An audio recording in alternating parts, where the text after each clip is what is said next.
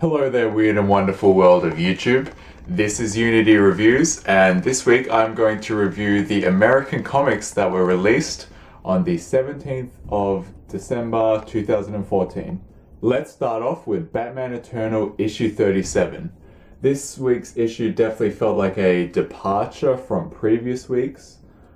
We have a sort of a change of focus at the moment.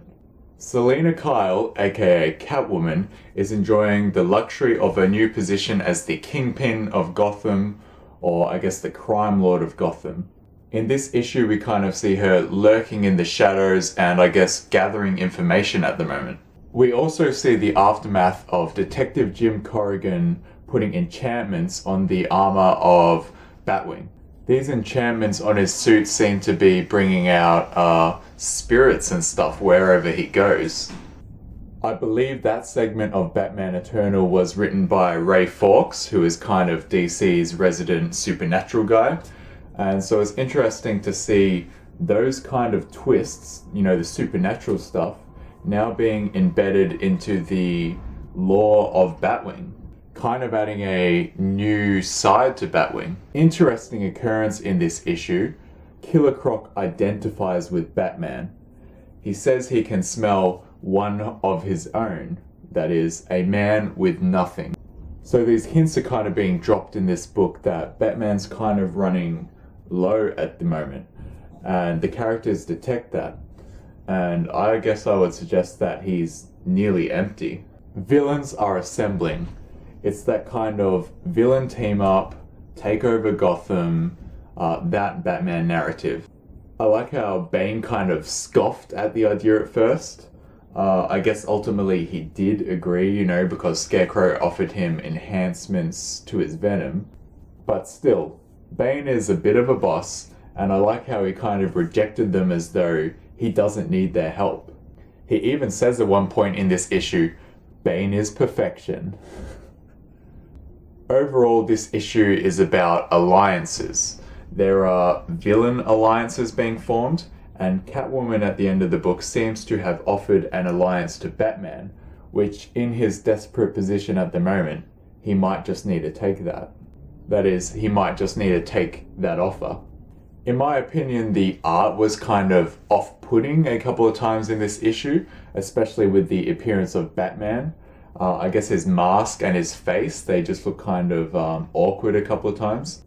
Yeah, the art was just a little bit bizarre. I gotta say, I didn't enjoy this issue as much as I have previous issues for the past month or so. You know, I've been going on about how there's just been these stellar issues of Batman Eternal in succession, and I've been going on about this hype. But I guess on a weekly title, this is just a small detour leading to larger events. Rumble issue 1. Speaking of art, how cool did this new book from Image Comics look? Two panels I really loved here. One was when the creature is attacking those two guys at the bar, and you see it gets hit by a baseball bat, and its eyes kind of look doll-like or cartoonish. You know, they kind of look like googly eyes. And then there's that grumpy policeman with the bushy eyebrows who's frowning at the time where he says, "This isn't funny." As far as the plot goes, it is still a little bit confusing. The main hooded creature attacks these guys at the bar seemingly randomly and leaves his sword there. Then these two devilish creatures return to the bar to retrieve the sword, which is at the time taken by one of the guys at the bar who was attacked. So these devilish creatures chase the guy who has stolen the sword. Finally, the hooded creature reappears at the end, commanding the devilish creatures to kill the man. I know my summary might have been a bit confusing just then, but that's all that happens. It looked really cool, but aside from that, I'm going to need more information in future issues. This one was kind of lacking in terms of exposition as to what this book is actually about. You know, aside from what we can grasp with the idea that these devilish creatures are attacking human beings. Maybe I missed something, but I feel like at the moment we know what's going on in this book, but we don't understand what's going on. New 52, Future's End, issue 33. Stormwatch vs. Shade opens up the events of this book, which leads to Dr. Palmer, aka the Adams, discovery of Father Time's true face. And man, Father Time just looked freaky. Last week I mentioned how 50 Sue donned the Deathstroke helmet, and this week she is now wearing the helmet and operating under the name of Sequel. That's really cool and really strange. 50 Sue says she is completing the work of Deathstroke, acting as a sequel of sorts to him, or a successor, I guess. What I'm really loving about Future's End is that the cast of this book is kind of exclusive to the world of Future's End. So we get to see developments with 50 Sue and the changes to her character only within this book. You know, we get to see the introduction of Sequel. We get to see the new Firestorm with Madison and Jason. I guess it's just cool to see the development of this set of characters, and in an alternate future timeline, you get flexibility as to what you can do with them. Oh, and by the way, Madison is arguing with Jason. It's kind of like a Firestorm complex or something, I guess. It seems that the two co-inhabitants never get along in the case of Firestorm. Also, that evil transparent orange guy, who I didn't really know who he was, that's Dr. Yamazaki, or as he now wants to be known as, Dr. Polaris, or Polaris. Not too sure about pronunciation, but he wants to be known as that. Which, this just plays to my last point. This issue kind of showcases changes to the characters exclusive to Future's End. It's just really cool to see the upgrade with these characters now known as Dr. Polaris and Sequel, and I feel like that's what this issue really was all about. Introducing new names and new changes to the characters. Moon Knight issue 10. Now, I'm working under the assumption that Khonshu is under the control of Moon Knight's evil therapist lady, as seen at the end of last issue.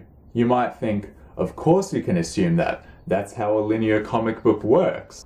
The thing with Moon Knight is, though, as established by Warren Ellis on the first 6 issues of this book, thus far it has been entirely episodic. That is, self-contained stories each issue with very little overlap. So maybe this issue is the first issue to develop a new trend for this book for future issues, and that is a connecting story. So in this issue, evil therapist lady manipulates Khonshu in order to manipulate police officer Rosa to attempt to kill General Law. I would suggest that you go back and read last issue again, as there's connections between General Law's background and the evil therapist lady. Mark Spector arrives at the end of the book, only to be beaten up and taken in by the FBI, which leaves Officer Rosa to be stunned, I guess, at the events that have just occurred in her life. Now, I am also going to presume that the arrest of Mark Spector shall, of course, carry over into the next issue, and thus we will begin to see a consistent series plot beginning to take form. Now, I know in these reviews I always kind of pick out characters that I'm a fan of, but I have to say that I've been a fan of Moon Knight for quite a few years now, and even though I think the publicity and the hype of this book has kind of dissipated after Warren Ellis left the book, the new team has done exceptionally well in presenting the same pacing and overall feel to the Moon Knight title. I am intrigued to this idea of a plot now being presented to this series. Batman issue 37. Man, you have just got to love Endgame. Snyder's Death of the Family arc is destined to go down alongside some of the best Joker stories ever written, and I'm just excited to see that he is writing another story with the Joker. Who knows, maybe Endgame will be another acclaimed work in the future. In the words of Scott Snyder himself, this is the last time he intends to use the Joker on his run on Batman. Side note, just as a neat little bit of trivia, numerous Batman books came out this week, at issue 37. Now onto the actual content of this book. I just love what Scott Snyder does with the methods of the Joker. The little quirks, I would say. You know, like the thing with the dubnium at the end of Death of the Family, and in this issue right here with the virus that spreads like laughter. It's just brilliant. Sorry to stop the review for a moment. I just want to inform you that I already recorded my review for Batman issue 37, but the part you just saw me say, that's where the recording cut out for some reason, so I'm now going to have to re-record what I just said, which is kind of frustrating for me, but I am still definitely enthusiastic about this book and I want to get this review out there so I can share it with you and let you know my thoughts of this really good issue of Batman. So look at what the Joker is doing to Batman. He's just the one villain really that puts Batman through the mental ringer and leaves him kind of anxious, I guess. Joker is always about the mind games, and the way Snyder writes him, we see that this always affects Batman.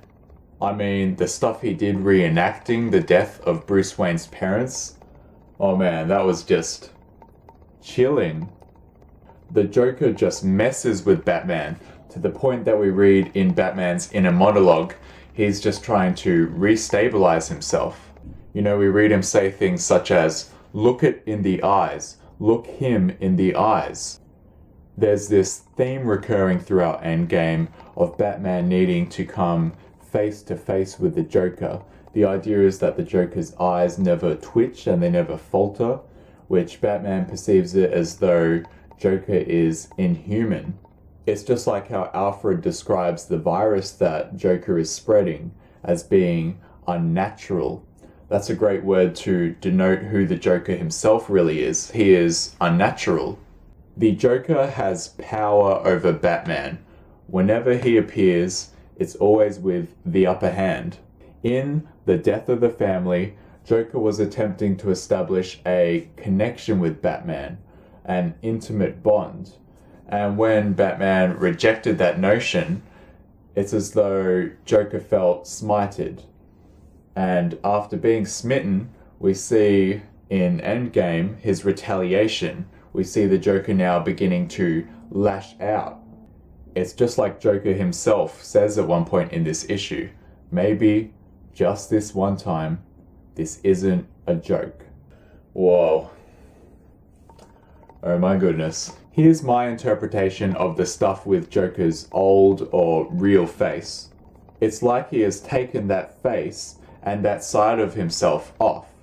And he's no longer pinning the face to himself. He's no longer attempting to maintain a connection with Batman.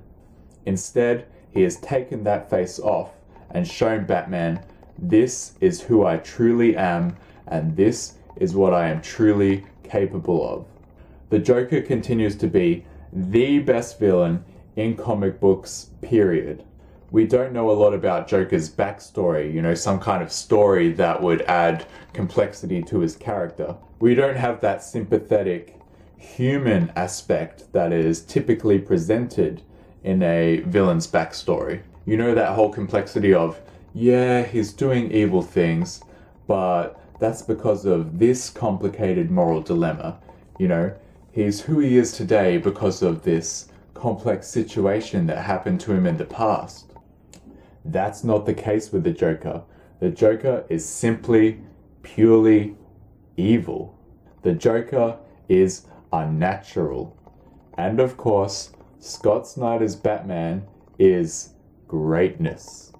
I read in an interview Snyder said he intends this story to be as though it were the last Joker Batman story in his continuity. Highest stakes possible, leaving nothing on the table.